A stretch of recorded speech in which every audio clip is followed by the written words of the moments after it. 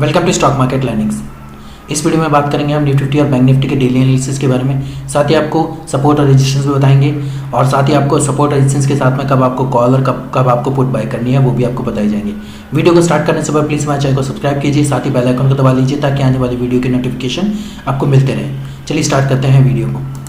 ये निफ्टी 50 का one day time frame का चार्ट है। वन डे टाइम फ्रेम में हमने आपको पहले बताया हुआ था कि इसका 18,000 एक सपोर्ट बना हुआ है फिलहाल के टाइम में। आज के दिन भी इसने 18,000 को एक ब्रेक नहीं किया है फिलहाल, ठीक है। जैसे कि मैं आपको बता देता हूँ, ये जो 18,000 का एक रेजिस्टेंस बना हुआ है फिलहाल के टाइम में, वो एक रेजिस्टेंस है, ठीक है। लेकिन अभी जो फिलहाल के टाइम में जो सपोर्ट बना हुआ है वो एक 18,000 का ही सपोर्ट है, ठीक है। आज के दिन का जो सपोर्ट बना हुआ था वो 18,000 का सपोर्ट है, ठीक है।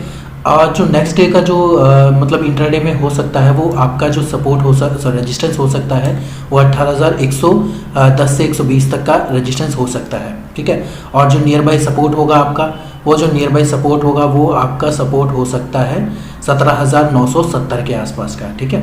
ये आपका सपोर्ट और रेजिस्टेंस होगा वन डे टाइम फ्रेम पे, ठीक है। अगर इन दोनों के रेजिस्टेंस और सपोर्ट को ब्रेक करता है तो आपकी जो निफ्टी 50 है वो अगर नीचे की साइड में 17,970 को नीचे की साइड में ब्रेक करती है तो आपको 17,600 तक के भी टारगेट आपको दिखाई दे सकते हैं। अगर अप साइड में 18,120 130 को ऊपर की साइड में ब्रेक करती है तो आपके 18,400 से 450 तक के भी टारगेट आपको दिखाई दे सकते हैं आने वाले टाइम में, ठीक है। ये तो था वन डे टाइम फ्रेम के बारे में, ठीक है। अब बात करेंगे हम वन डे इंट्राडे के बारे में, ताकि इंट्राडे में आपको ट्रेडिंग करने में आसानी हो सपोर्ट और रेजिस्टेंस के साथ में। ये निफ्टी 50 का 5 मिनट का टाइम फ्रेम का चार्ट है। जैसे कि हमने आपको पहले बताया हुआ था पिछले वीडियो में कि इसका एक 18,000 का एक रेजिस्टेंस बना हुआ है, ठीक है। आने वाले टाइम में इसका 18,000 की एक रेजिस्टेंस हो सकता है, ठीक है। अब इसने आज के दिन में 18,000 को नीचे की साइड में ब्रेक तो किया था, नीचे की साइड में ब्रेक किया, लेकिन वो जो हमने आपको पहले जो रेजिस्टेंस बताया था 17,900 तक की जा सकता है, तो 17,900 तक तो गया, लेकिन वहाँ से इसने एक सपोर्ट लिया, ठीक है। सपोर्ट लेने के बाद में इस लेवल पे वहाँ पर वापस ये अपसाइड में मूवमेंट मतलब अपसाइड में सपोर्ट लेके वापस अपसाइड में ये चला गया था, ठीक है। ये तो मतलब सपोर्ट लेने के बाद चला गया, लेकिन फिर बाद में यहाँ पर इसने एक तरीके का एक कंसोलिडेशन फेज भी दिया था। इस लेवल पे इसने एक कंसोलिडेशन फेज दिया था, ठीक है। 17,980 को, जैसे कि हमने आपको पहले भी बताया था कि अगर 17,970 से 980 को नीचे की साइड में ब्रेक करता है तो 17,900 तक भी जा सकता है, ठीक है। 18,000 से 17,980 ये 20 पॉइंट का एक नो ट्रेडिंग जोन था, ठीक है। अब 17,980 को ये मतलब काफ़ी टाइम तक ये ब्रेक करने की कोशिश कर रहा था, लेकिन ब्रेक नहीं कर पाया। लास्ट टाइम पे इसने सडन में इसने ब्रेक किया। ब्रेक करने के बाद में इसने एक काफ़ी अच्छी नीचे से अपसाइड में एक काफ़ी अच्छी मूवमेंट दी थी, लेकिन फिर वही जो आपका पिछला वाला जो पुराना वाला जो लो जो हाई बना हुआ था, जो जिस फेज़ में वो कंसोलिडेट कर रहा था, उसी फेज़ को ये आज के दिन भी नहीं ब्रेक कर पाया था, ठीक है। उसी ने आज नहीं ब्रेक कर पाया और ब्रेक ना कर पाने से उसी लेवल पे टच होने के बाद वापस ये नीचे की साइड में मूवमेंट देने लगा, और मूवमेंट देने के बाद में लास्ट के टाइम पे इसने फिर एक उसी लेवल का यानी कि 30 से 40 पॉइंट का एक कंसोलिडेशन फेज दिखाया हुआ है, ठीक है। ये जो मैं दिखा देता हूँ आपको, एक कंसोलिडेशन फेज भी इसने फिलहाल के टाइम में दिखाया हुआ है, ठीक है। ये तो था आपका मतलब ये इसने मतलब मूवमेंट कैसे दी है, ठीक है। अब बात करेंगे हम इसके सपोर्ट और रेजिस्टेंस के बारे में, ठीक है। इसका जो सपोर्ट है फिलहाल के टाइम में सपोर्ट जो बना हुआ है फिलहाल के टाइम में वही सपोर्ट बना हुआ है 17,980 का, ठीक है।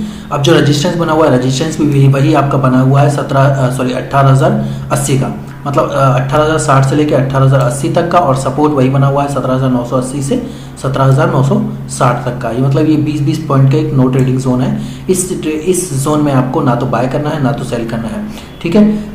अब मैं आपको बताता हूँ कॉल और पुट कैसे बाय करने हैं। कॉल आपको तब बाय करनी है जब 18,080 या 18,100 के अपसाइड में मूव करता है, सॉरी एक सेकेंड, 18,080 या 18,100 को अपसाइड में मूव करता है तो आपको 18,180 तक के भी टारगेट आपको दिखाई दे सकते हैं, यानी 100 पॉइंट तक के भी टारगेट आपको दिखाई दे सकते हैं आने वाले टाइम में, यानी कल के दिन भी, ठीक है। अगर ये नीचे की साइड में 17,960 को नीचे की साइड में अगर ब्रेक करती है, 960 से 950 को नीचे की साइड में ब्रेक करती है तो आपको 860 से लेके 840 तक के भी टारगेट आपको कल के दिन में दिखाई दे सकते हैं, ठीक है। अब ये तो हो गई सपोर्ट और रेजिस्टेंस के बारे में। अब आपको बताना चाहूँगा, अगर आपको 18,100 के ऊपर बाय करना है तो आप एक कॉल बाय कर सकते हैं अपसाइड में अगर आपको पुट बाय करना है तो 17,940 से नीचे एक साइड में पुट बाय कर सकते हैं। ये तो था आपका कॉल और पुट के बारे में भी, ठीक है। ये तो था निफ्टी 50 का। अब बात करेंगे हम बैंक निफ्टी के बारे में, ठीक है। अब बैंक निफ्टी का भी एनालिसिस कर लेते हैं। ये बैंक निफ्टी का 1 डे टाइम फ्रेम का चार्ट है। बैंक निफ्टी का एनालिसिस करने से पहले प्लीज़ हमारे चैनल को सब्सक्राइब कर सकते हैं और वीडियो को प्लीज़ आने वाले टाइम में लाइक कर दीजिएगा, ताकि आपके लाइक से हमें मोटिवेशन मिलता है। और साथ ही मैं आपको बताना चाहूँगा, अगर आप हमसे जुड़ना चाहते हैं तो आप हमें कॉन्टैक्ट कर सकते हैं। हमारा व्हाट्सअप नंबर आपके लिंक के डिस्क्रिप्शन में मिल जाएगा आपको, ठीक है। और साथ ही आपको बताना चाहूँगा, अगर आप हमारे साथ जुड़ते हैं तो आपको ट्रेडिंग स्ट्रैटेजी, ट्रेडिंग टिप्स और लाइव ट्रेडिंग की भी फैसिलिटी आपको दी जाती है। तो चलिए स्टार्ट करते हैं बैंक निफ्टी का एनालिसिस। ये बैंक निफ्टी का 1 डे टाइम फ्रेम का चार्ट है, ठीक है। आज के दिन के जो इसकी हाई बनाया, वो हाई बनाया 39,206 का, लो बनाया 38,875 का, ठीक है। और क्लोजिंग इसने 39,023 पे। ओवरऑल जो इसने ट्रेड पूरी जो लाइन ऑफ दी है, मतलब सॉरी ओवरऑल जो इसने मूवमेंट दी है वो नेगेटिव मूवमेंट दी है 350 पॉइंट के लगभग, ठीक है।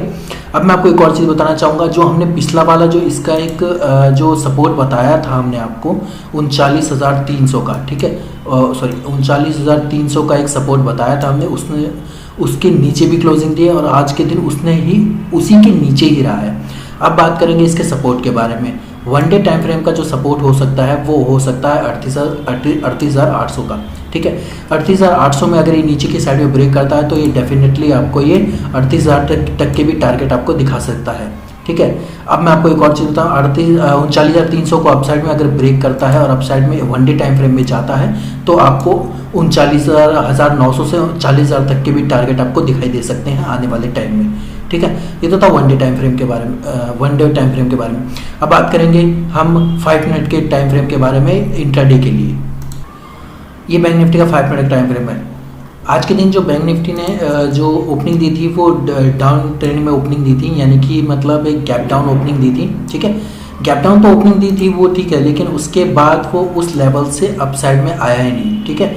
अप साइड में आया ही नहीं, ज़्यादा से ज़्यादा उसने जो ओवरऑल जो मूवमेंट दी थी वो ज़्यादा से ज़्यादा 200 से 250 पॉइंट की ओवरऑल मूवमेंट दी थी। उसी रेंज में ये पूरे दिन ट्रेड करता रहा, ठीक है।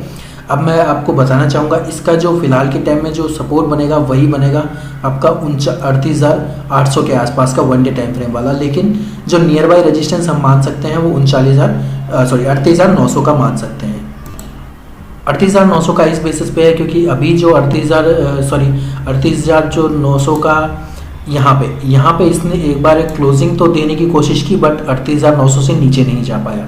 तो इस बेसिस पे हम जो नियर बाय रेजिस्टेंस सपोर्ट मान सकते हैं वो हम नियर बाय सपोर्ट आपका 38,900 का ही मान सकते हैं, ठीक है, नियर बाय सपोर्ट।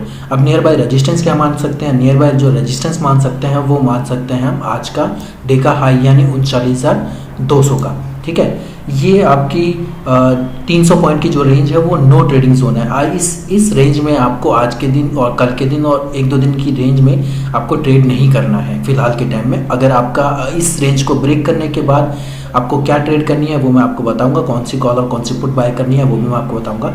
फिलहाल के टाइम में जो इसका सपोर्ट बना हुआ है वो बना हुआ है 38,900 का, रेजिस्टेंस बना हुआ है फिलहाल के टाइम में 39,200 का, ठीक है। ये तो था आपका सपोर्ट और रेजिस्टेंस।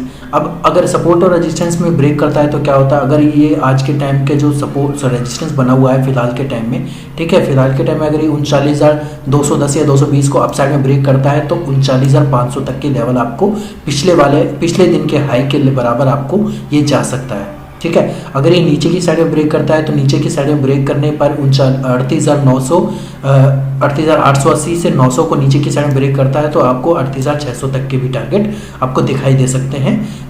पिछले कुछ दिनों में लो जिसका बना था, मतलब ओवरऑल जो लो बना हुआ था वो आपका 38,600 के अराउंड ही था, तो वहाँ तक जाने की संभावना हो सकती है।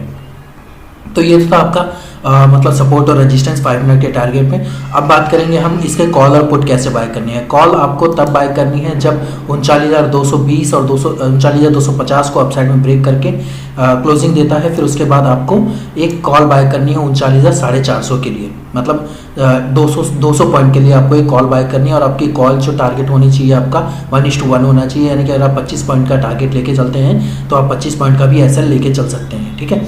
अब नीचे की साइड में कैसे करना है, नीचे की साइड में आपको वही करना है कि अगर 38,880 से 870 को नीचे की साइड में ब्रेक करता है तो आप 38,700 तक के लिए आप नीचे की साइड में एक पुट बाय कर सकते हैं, और टारगेट आपको उतना ही रखना है 1:1 का। अगर आप 25 का टारगेट लेके चलते हैं तो आप 25 को एसएल लगा के रख सकते हैं। ये तो था आपका बैंक निफ्टी और निफ्टी 50 का डेली एनालिसिस। साथ ही आपको ये बताया गया कि सपोर्ट रेजिस्टेंस पे कब आपको कॉल और कब आपको पुट बाय करनी है। वीडियो अगर पसंद आया तो प्लीज़ वीडियो को लाइक कीजिए और चैनल को सब्सक्राइब कीजिए, और साथ ही आप हमें कमेंट में बता सकते हैं कि नेक्स्ट वीडियो आपको किस बेसिस पे चाहिए। इसी तरीके की खास स्ट्रैटेजी और खास टिप देखने के लिए प्लीज़ हमारे चैनल को सब्सक्राइब कीजिए। धन्यवाद।